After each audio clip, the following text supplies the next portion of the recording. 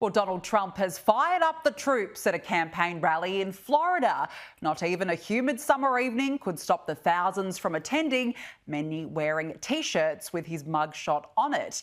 Now, you'll recall this golf handicap exchange during the presidential debate. Can't hit a ball 50 yards. He challenged me to a golf match. He can't hit a ball 50 yards. Look, I'd be happy to have a driving contest with him.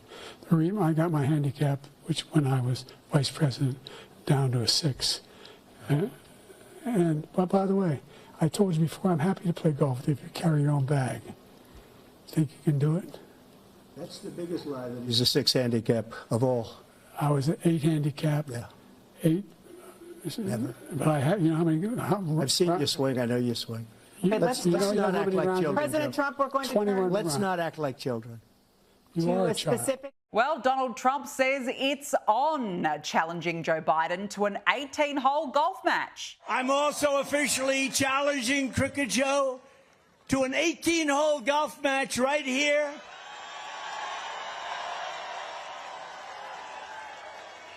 On Doral Blue Monster, considered one of the greatest tournament golf courses anywhere in the world, one of the great courses of the world. It will be among the most watched sporting events in history, maybe bigger than the Ryder Cup or even the Masters.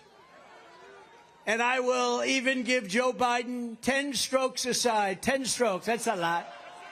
That means 20 strokes in case you don't play golf. Joining me is Webster University Assistant Professor Ralph Scholhammer. Ralph, thank you for joining us. Donald Trump says if he loses, he will donate $1 million to a charity of Joe Biden's choice. Now, I'm not so sure Joe Biden would even be able to stand up long enough to make it to the first hole. So I don't know about you, but I would pay money to watch the president try and swing a golf club. Well, thanks, Danica. It's great to be on with you. Well, I guess I would pay money too, but I remember, I think last summer we all saw Joe Biden trying to ride a bike, and that didn't go particularly well. So at some point, this is just elder abuse. So it's some fun trolling by Donald Trump. But if you look at the condition Joe Biden is in, right, you know, if stairs are your mortal enemy and bikes as well, maybe golf is no longer really your sport. No, I think you've absolutely raised a good point there, definitely, Ralph. Now, look, let's talk about the situation in France where, of course, riots and violence have erupted after the far left defeated the far right in an election shock. Ralph, what have the French actually voted for here? Well, defeated is a tricky term. Now, you're correct when it comes to parliamentary seats that have been defeated.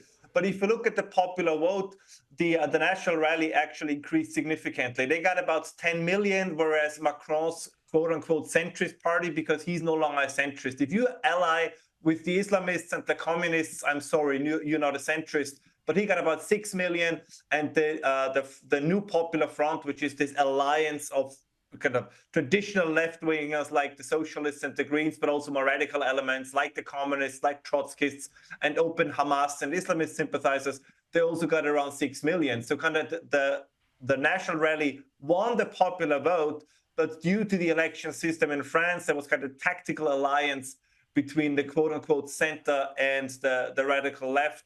So they got more seats. So the trend towards the right in Europe is continuing. I mean, we saw the same, by the way, in the United Kingdom. As many of your viewers are familiar with Nigel Farage, right? Nigel Farage got 14% of the popular vote, but it only translated into 5 seats, whereas the Lib Dems, for example, only got 12% of the vote, and they got 72 seats in parliament. So there is a mismatch at them. I mean, we always have to deal with the voting system there is.